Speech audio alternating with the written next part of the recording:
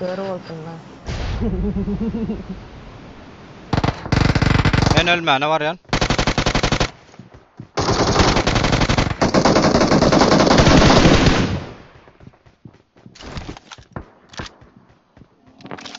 Kim ben kilim çaldı?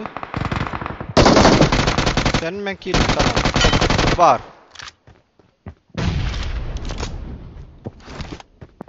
Gel bayganlar var. Watch out! Nereden oynadı? Boşta. Bağlı. Şu bayganan çek. Marked a location. Çekin lan mısın? 3 soru. Ha, var. Dur bundan çekin. Ha sen ne kelime? Fıç. Yok oradan bir geldi. Geçiyorum.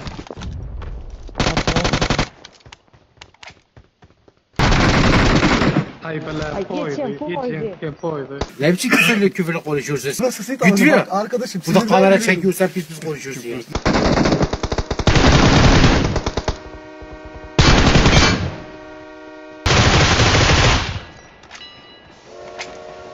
Kaldırma da adam var. Kaldırma. Canı bak.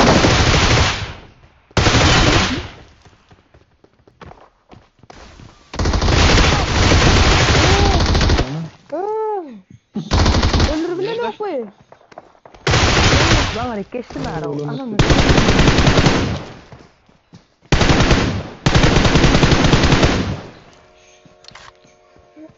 Şanslımız şöyle.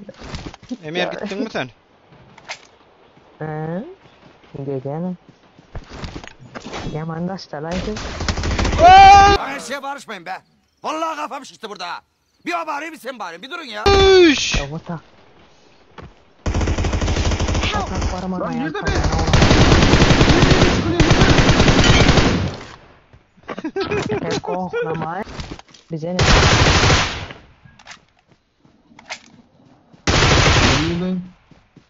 Yürü. Tepede bak. Dön oyunu.